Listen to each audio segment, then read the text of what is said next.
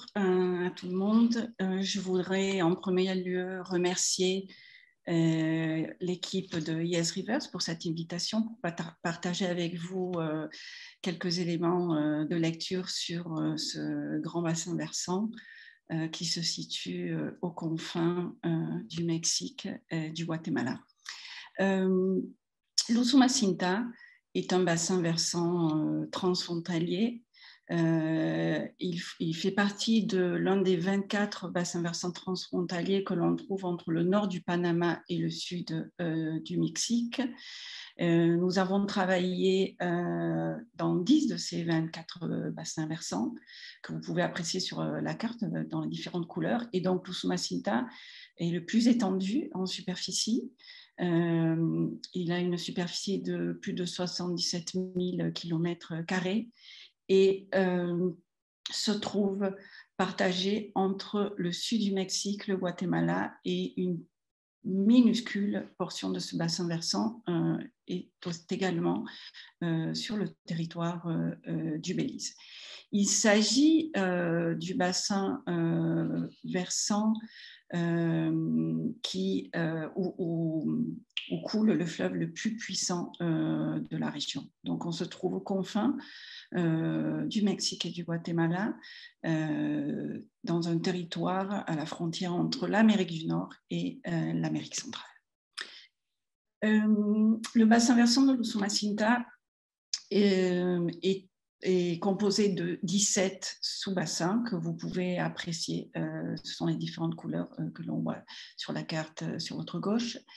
Et on peut le décrire en 3 grands tronçons. Un premier tronçon qui est une partie où coule une rivière sous d'autres noms, le Salinas La Pasión, dans la partie guatémaltèque. Un second tronçon de 365 km qui forme la frontière internationale entre le Mexique et le Guatemala. Donc, on a affaire à un fleuve international, à une frontière fluviale. Et finalement, dans la partie aval, 386 km qui flue en territoire mexicain. Il s'agit d'un univers d'eau, comme vous pouvez le voir sur cette carte, où nous avons coupé toutes les ressources hydriques superficielles sur 30 km de part et d'autre de la frontière entre le Mexique et le Guatemala. Il y a de l'eau partout, sous diverses formes. Mais ceci ne veut pas dire, comme vous pouvez l'apprécier sur les photos, que tout le monde a accès à l'eau potable. Bien au contraire, dans le territoire de l'Usumacinta, personne n'a l'eau potable. Et dans de nombreux cas, comme vous pouvez le voir sur cette photo de femme qui lave le linge sur le bord du fleuve, les personnes qui vivent sur les rives de l'Usumacinta n'ont pas non plus accès à l'eau courante. Donc, c'est un univers d'eau, de beaucoup d'eau, mais aussi d'énorme diversité et d'inégalité sociale. Donc, ce que je vous propose aujourd'hui, c'est d'examiner l'Usumacinta à partir d'un concept qui en anglais c'est waterscape, que je traduis par paysage hydrique, de vous parler des différents paysages hydriques de l'Usumacinta. Et donc, je commencerai par expliquer que c'est un concept qui est né de l'anthropologie, de l'écologie politique, en particulier Swingledam, un des auteurs qui a proposé ce concept en 1999. Et c'est un concept qui permet de mettre en relation la nature et la société par l'intermédiaire des relations de pouvoir.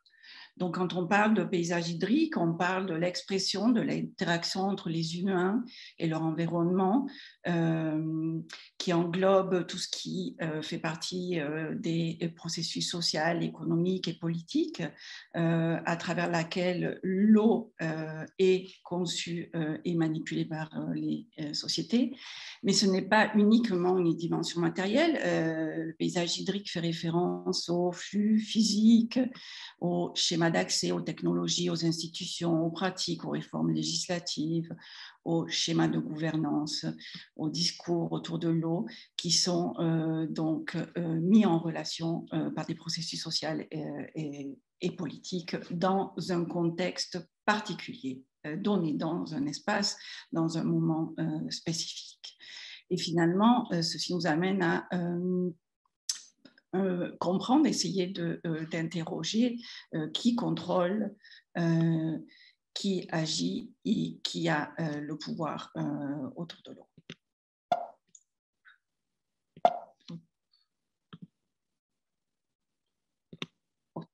Excusez-moi.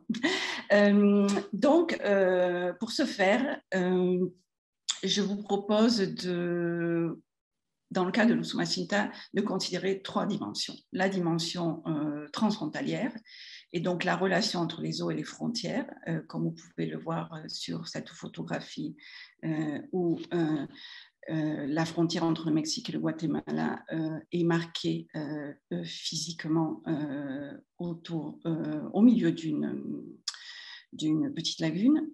Le thème de la conservation, on se trouve également dans la partie mexicaine sur cette photographie dans une aire protégée, et finalement le thème de la production d'hydroélectricité et des barrages dans le bassin versant.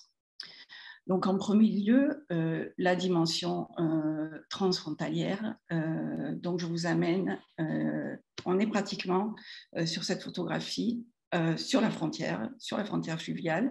Le Mexique est derrière nous et nous avons en face le Guatemala.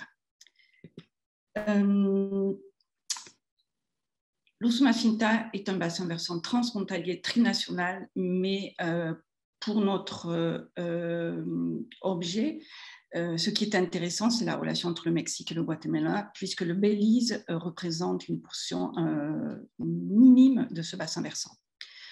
Comme je le disais, l'importance de ce fleuve qui forme la frontière entre les deux pays, sur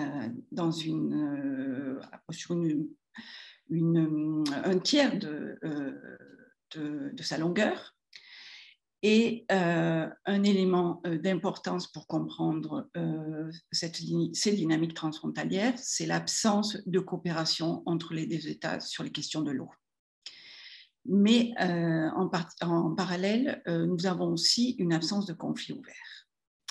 Un des éléments qui attire notre attention quand on travaille sur l'Usumacinta, c'est que tout au long de cette frontière fluviale, nous n'avons absolument aucun pont. Donc, ce qui est assez surprenant, puisqu'en général, quand on a un fleuve qui forme une frontière, et dans ce cas-là, un grand fleuve, les États s'ingénient pour construire des ponts dès que possible. Donc, c'est un élément justement que l'on peut associer avec ce manque de coopération entre les deux États en matière d'eau partagée. D'autre part, il est important de mentionner que le nom de l'Usumacinta, c'est un nom, c'est une dénomination qui est une dénomination mexicaine, et une grande partie des gestionnaires de ce que l'on appelle l'Usumacinta du côté du Guatemala ne font pas référence à ce grand bassin versant, dont la majeure partie est en territoire guatémaltèque, c'est-à-dire 60%, ne font pas référence à ce bassin versant comme le bassin versant de l'Usumacinta. Mais ils font référence à d'autres sous-bassins versants, ils font référence à d'autres rivières qui coulent dans la partie guatémaltèque. Donc là, on a un élément intéressant de la relation de pouvoir, de la symétrie entre le Mexique et le Guatemala, qui mène à octroyer une identité, un bassin versant qui correspond à une dénomination d'un des deux États qui forment le territoire de ce bassin. Donc, un des éléments importants pour le paysage de l'Usumacinta, c'est que la frontière entre les deux États détermine un paysage hydrique guatémaltèque qui est caractérisé par un certain nombre d'éléments politiques, en particulier l'absence d'une loi générale sur l'eau et une politique de l'eau peu structurée, et d'un autre côté, des tas de pratiques locales autour de l'eau, des formes d'organisation locale, en particulier de la population indienne, et qui sont en partie reliées à un certain nombre de croyances et de cosmogonie indienne. Dans la partie mexicaine, le paysage hydrique mexicain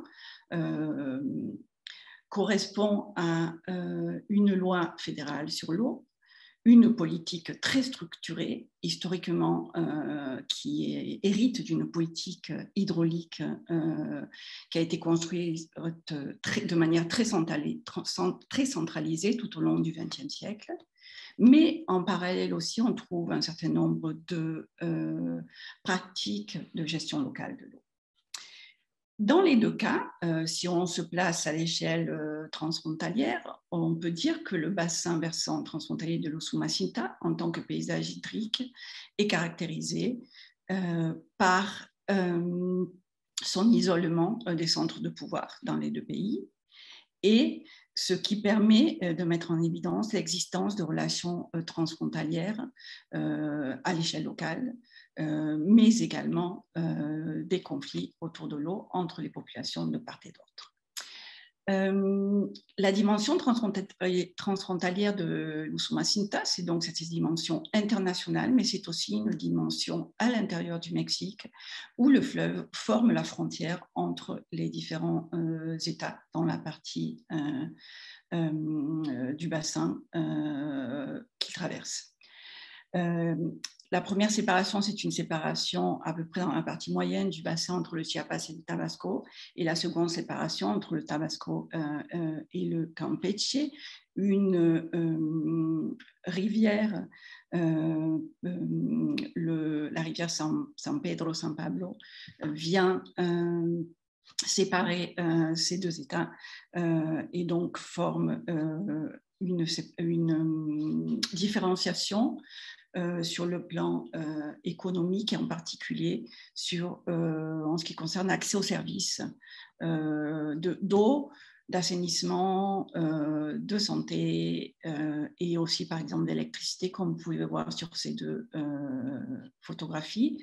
En haut, nous sommes au Tabasco, les gens ont l'électricité, et en bas, nous sommes au Campeche, de l'autre côté de la rivière, et les gens ont dû mettre des panneaux solaires puisqu'ils n'ont pas l'électricité.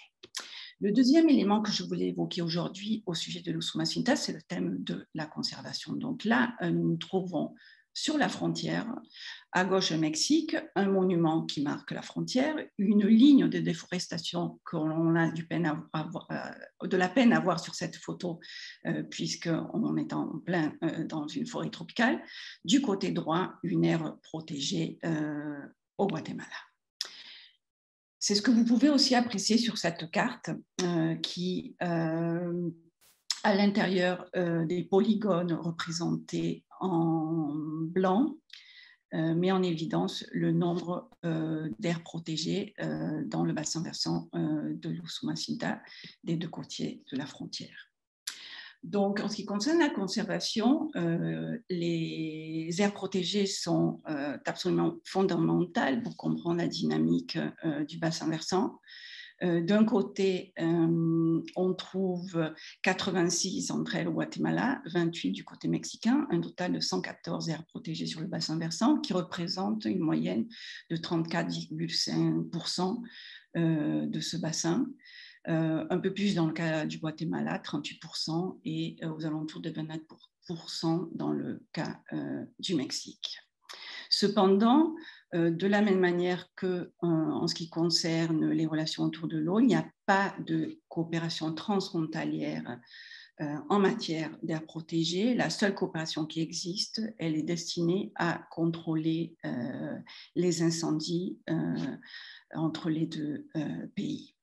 Il faut mentionner que le bassin versant de l'Usumacinta a été, dans son histoire, a a connu un certain nombre de vagues de colonisation.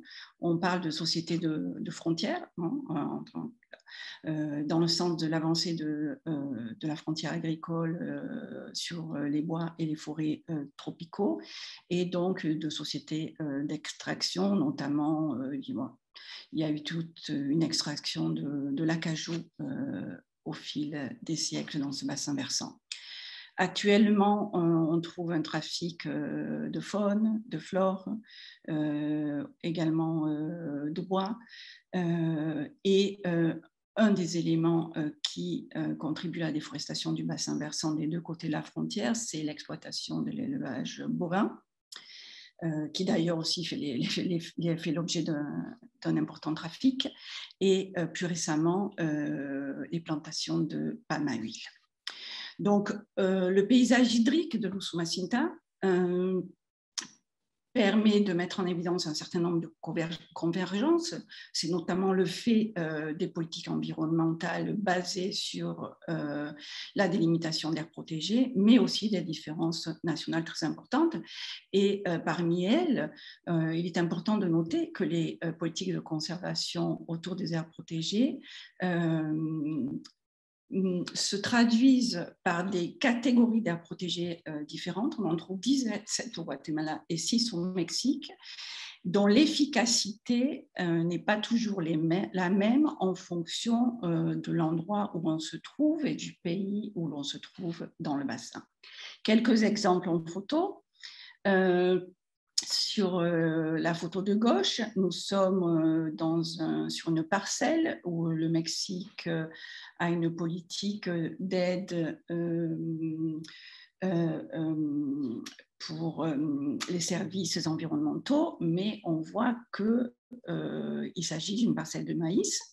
La deuxième photographie, on arrive pratiquement à la frontière avec le Guatemala, et donc on voit que la population mexicaine extrait du bois dans une aire protégée guatémaltèque. Sur une autre portion du bassin, dans la partie mexicaine, il y a un tracteur dans une réserve de la biosphère. Et finalement, dans la partie du Campeche, on retrouve dans une aire protégée un pauvre arbuste qui subsiste d'une partie du mangrove. Finalement, un des éléments de partage de ce paysage hydrique de l'Usumacinta que l'on trouve dans le bassin versant de l'Usumacinta, ce sont, comme vous pouvez l'observer sur cette carte, les incendies. Ça, c'est un exemple des points d'incendie entre janvier et mai 2019 qui met en évidence que c'est une réalité partagée. C'est un élément important du paysage hydrique, et en particulier le point le plus rouge qui se trouve exactement à la frontière entre les deux pays. Finalement, le troisième point que je désire aborder, c'est le thème de l'hydroélectricité et des barrages, qui me paraît un élément important.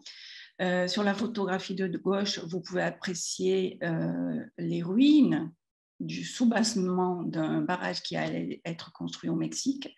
Et sur la partie de droite,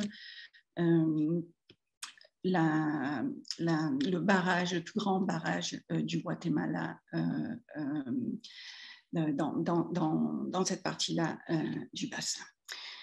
Donc, l'Usumacinta, dans la mesure où il s'agit d'un fleuve et d'un bassin versant extrêmement puissant en ce qui concerne le débit, possède un potentiel pour l'hydroélectricité qui est absolument faramineux. Et justement, c'est un élément important pour comprendre les relations entre eau et pouvoir, non seulement entre les deux États, mais aussi entre les États et la population locale. Et c'est un phénomène qui peut s'observer dans l'espace, dans différents espaces de l'Usumacinta, à travers le temps et à différentes échelles. Donc, l'hydroélectricité dans l'Usumacinta,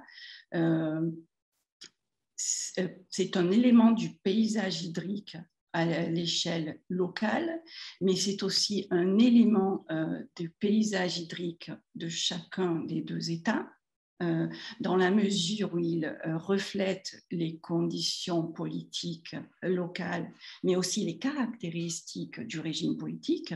Je prendrai un exemple. Lorsque le Guatemala, dans les années 80, a commencé la construction du barrage sur la rivière Chisoy, qui est donc le plus important barrage du Guatemala, mais aussi de tout le Sumacinta jusqu'à présent, il a déplacé les populations et il a commis des massacres.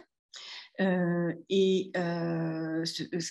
était dans un moment de dictature militaire. Donc, on voit la relation entre les caractéristiques du régime politique et les relations entre hydroélectricité, pouvoir politique et la situation nationale.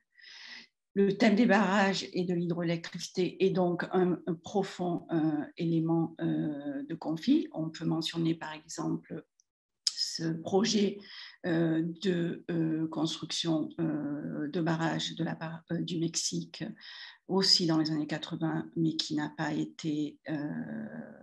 pas pu être réalisé car la mobilisation sociale mexicaine et le refus du Guatemala, dont son territoire allait être en partie inondé par le Mexique, ont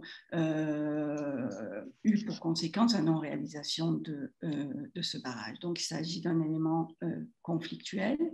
Finalement, c'est un élément qui met en jeu de nouveau la transfrontalité, les dimensions transfrontalières du bassin versant entre les États, donc dans certains moments, principalement sur l'exemple de Sumacinta, de conflit, mais qui également permet de construire une transfrontalité de coopération entre les opposants au barrage à l'échelle de tout le bassin, comme nous allons le voir dans cette diapositive.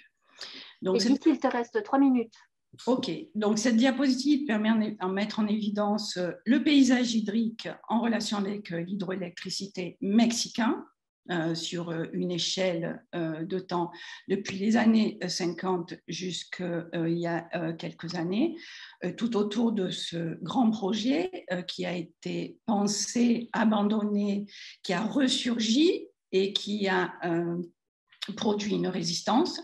Dans le cas du Guatemala, on a le projet du Chisoy qui s'est concrétisé et un certain nombre d'autres projets. Actuellement, nous avons 4 barrages sur la partie de l'Usumacinta guatémaltèque, dans la partie amont, et beaucoup d'autres projets en construction de projet en projet qui ont été arrêtés dans certains cas, et une forte mobilisation sociale en lien avec ce paysage hydrique mexicain lié au barrage. Donc, bon, quelques images des barrages et de la mobilisation sociale. Donc, très rapidement, pour conclure, donc j'ai essayé de mettre en évidence la diversité des paysages hydriques de l'Usumacinta qui dépendent des caractéristiques physiques, géographiques, des éléments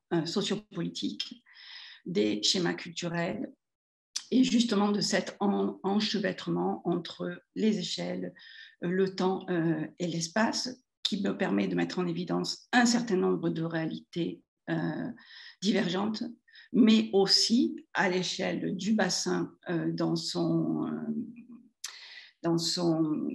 intégralité, de mettre en évidence un certain nombre d'éléments convergents, de convergence.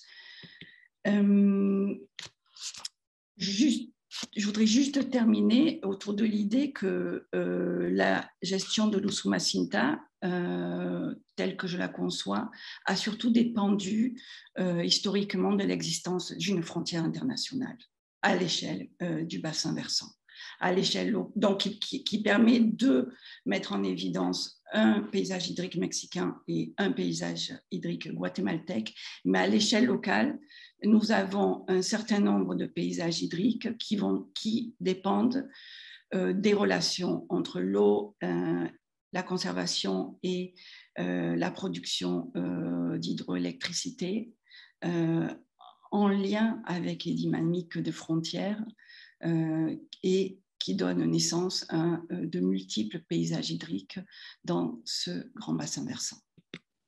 Merci pour votre attention.